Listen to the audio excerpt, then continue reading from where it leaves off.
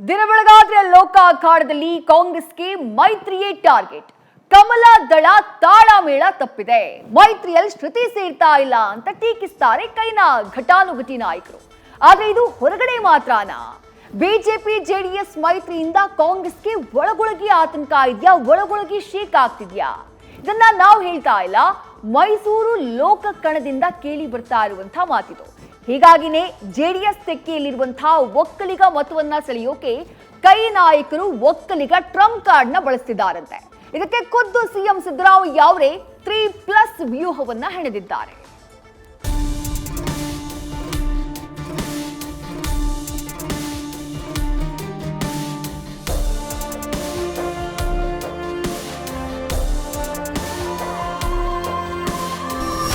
ರಾಜ್ಯ ವಿಧಾನಸಭೆಯಲ್ಲಿ ಸೋತು ಸುಣ್ಣವಾಗಿರುವ ಕೇಸರಿ ಸೈನಿಕರು ಹಾಗೂ ದಳಪತಿಗಳು ಗಾಯಗೊಂಡ ಸಿಂಹದಂತಾಗಿದ್ದಾರೆ.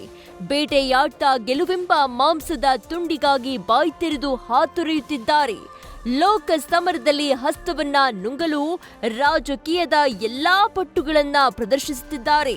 ಕಾಂಗ್ರೆಸ್ ವಿರುದ್ಧ ಶತಾಯಗತಾಯವಾಗಿ ಗೆಲುವಿನ ಕೇಕೆ ಹಾಕಲು ಕೇಸರಿ ಹಾಗೂ ದಳ ಪಣ ತೊಟ್ಟಿದ್ದು ಸದ್ಯ ಹಸ್ತಪಡೆಯ ಎದೆಯಲ್ಲಿ ಅವಲಕ್ಕಿ ಕುಟ್ಟುವಂತಾಗಿದೆ.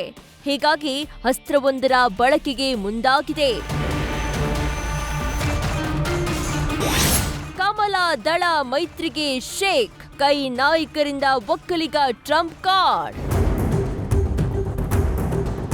ಅದ್ಯಾವಾಗ ಬಿಜೆಪಿ ಜೆಡಿಎಸ್ ಮೈತ್ರಿ ಮಾಡಿಕೊಂಡವೋ ಆಗಿನಿಂದ ಕಾಂಗ್ರೆಸ್ ನಾಯಕರ ಎದೆಯೊಳಗಿನ ತಮಟೆಯನ್ನ ಜೋರಾಗಿ ಬಡಿದಂತಾಗಿದೆ. ವಿಧಾನಸಭೆಯಲ್ಲಿ ಜೆಡಿಎಸ್ ಮತಗಳನ್ನ ಕಾಂಗ್ರೆಸ್ ಸೆಳೆದಿತ್ತು. ಈಗಲೂ ಅದೇ ಪ್ಲಾನ್ನಲ್ಲಿದ್ದ ಕೈ ನಾಯಕರಿಗೆ ಈ ಮೈತ್ರಿ ಟಕ್ಕರ್ ಕೊಟ್ಟಿದೆ. ಇದರಿಂದ ಕಾಂಗ್ರೆಸ್ ಶೇಕ್ ಆಗಿದ್ದು ಲೋಕಸಭಾ ಚುನಾವಣಾ ಕಣದಲ್ಲಿ ಒಕ್ಕಲಿಗ ಟ್ರಂಪ್ ಕಾರ್ಡ್ ಪ್ರಯೋಗಿಸಿದ್ದಾರೆ. ಖುದ್ದು ಸಿಎಂ ಸಿದ್ದರಾಮಯ್ಯರೇ ಒಕ್ಕಲಿಗ ವ್ಯೂಹ ರಚಿಸಿದ್ದಾರೆ. ಆದಿಚುಂಚನಗಿರಿ ಮಠಕ್ಕೆ ಭೇಟಿ ಕೊಟ್ಟು ನಿರ್ಮಲಾನಂದ ಶ್ರೀಗಳನ್ನ ಭೇಟಿಯಾಗಿದ್ದಾರೆ. ಮೈಸೂರು ಕಾಂಗ್ರೆಸ್ ಅಭ್ಯರ್ಥಿ ಲಕ್ಷ್ಮಣ್ ಒಕ್ಕಲಿಗ ಅಂತ ಪದೇ ಪದೇ ಒತ್ತಿ ಹೇಳ್ತಿದ್ದಾರೆ. ಒಕ್ಕಲಿಗ ಪ್ಲಸ್ ದಲಿತ ಪ್ಲಸ್ ಅಲ್ಪಸಂಖ್ಯಾತ = ಗೆಲುವಿನ ಸೋಪಾನ.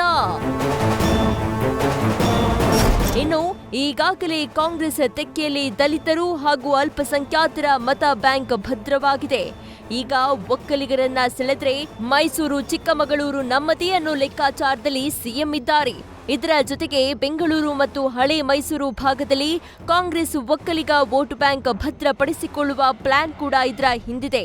30-35% ಒಕ್ಕಲಿಗರು ಲಕ್ಷ್ಮಣ್ಗೆ ಒಲವು ತೋರಿದ್ರೆ ಬಿಜೆಪಿಯ ಒಡೆಯರ್ ಜೊತೆ ನೆಕ್ ಟು ನೆಕ್ ಫೈಟ್ ಇರುತ್ತೆ. ಇದರ ಜೊತೆಗೆ ದಲಿತರು ಮತ್ತು ಅಲ್ಪಸಂಖ್ಯಾತರು ಕಾಂಗ್ರೆಸ್ಗೆ ಬೆಂಬಲ ನೀಡುವುದರಿಂದ ಅನಿರೀಕ್ಷಿತ ಫಲಿತಾಂಶ ಹೊರಬೀಳಲಿದೆ ಅನ್ನೋ ತಂತ್ರ ಹಸ್ತಪಡೆಯದ್ದಾಗಿದೆ. ಒಟ್ಟಾರೆ ಮೈಸೂರು ಲೋಕ ಗೆಲ್ಲಲು ಮಾತ್ರವಲ್ಲದೆ ಒಕ್ಕಲಿಗ ಮತ ಬ್ಯಾಂಕ್ ಅನ್ನ ಸೆಳೆಯಲು ಕಾಂಗ್ರೆಸ್ ನಾನಾ ತಂತ್ರ ಹೆಣಿತಾ ಇದೆ. ಕಾಂಗ್ರೆಸ್ನ ಈ ತಂತ್ರ ಎಷ್ಟರ ಮಟ್ಟಿಗೆ ಫಲಿಸುತ್ತೆ ಅನ್ನೋದಕ್ಕೆ ಚುನಾವಣಾ ಫಲಿತಾಂಶದವರೆಗೂ ಕಾಯಲೇಬೇಕು. Harish Kakol, political bureau, news first. News first ನಿರ್ಭೀತಿಯಿಂದ ನಿಮ್ಮ ಪರವಾಗಿ.